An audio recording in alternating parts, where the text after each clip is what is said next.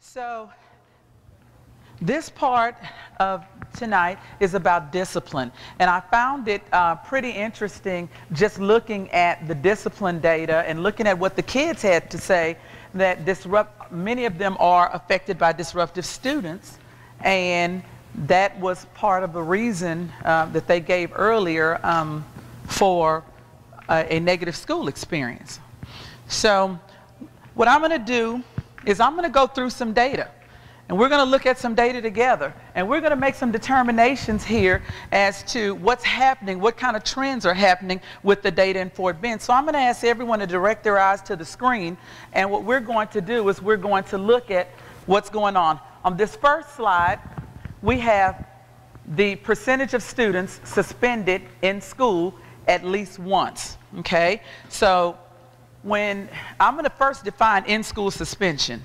In-school suspension, or what we call ISS, is when students are suspended and they're left in the school setting. They're isolated from everyone else, yet they are left in the school setting. So when we look at this chart, we look at Fort Bend ISD, we have data here for all. We have data here for AA. AA stands for African American students. We have data for the H here, which stands for Hispanic students.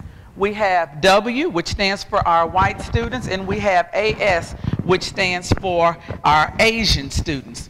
Okay, so now just a quick little test here. We see Fort Bend ISD, and we see the state.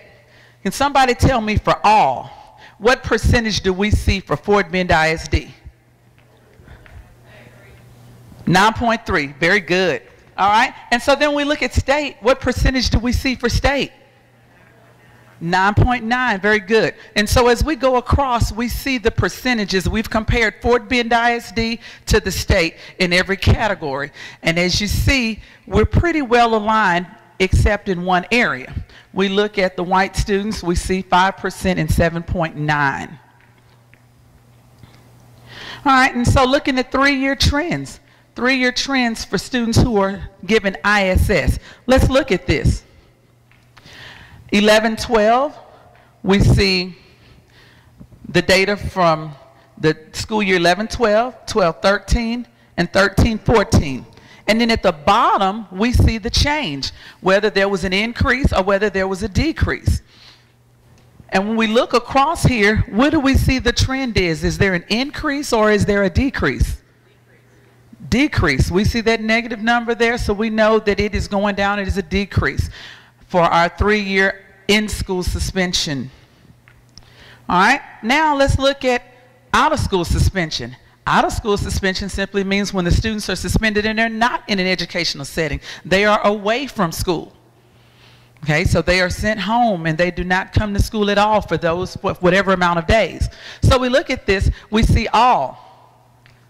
And then we see all of our different subgroups here. And we compare ourselves to the state. Is there anything, you don't have to answer this, but just look at this and see, is there anything that stands out? Because there'll be an exercise in just a second that you'll have to complete. All right, now let's look at the three-year trend data.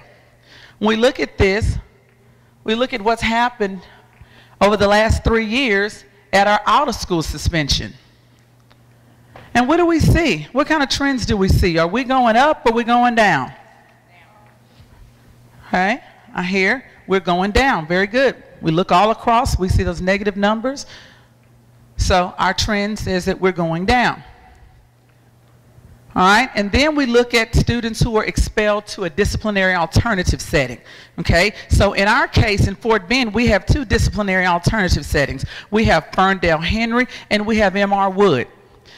And there are two types of disciplinary placements or disciplinary removals. There's a mandatory and there's a discretionary.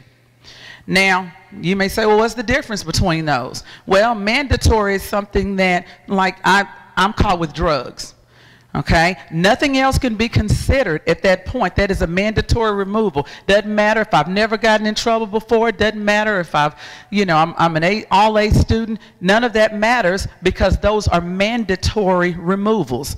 Now, when we talk about discretionary, discretionary means that it is at the discretion of the administrator. Those things can be taken into consideration. How many times has this child been to the office? What kind of student is this child? What's going on? You know, are there certain things that we need to be aware of when we consider discipline for this child? So that's a discretionary removal.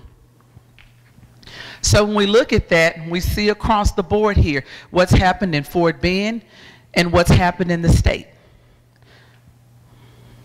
And I'll give you just a second to look at that.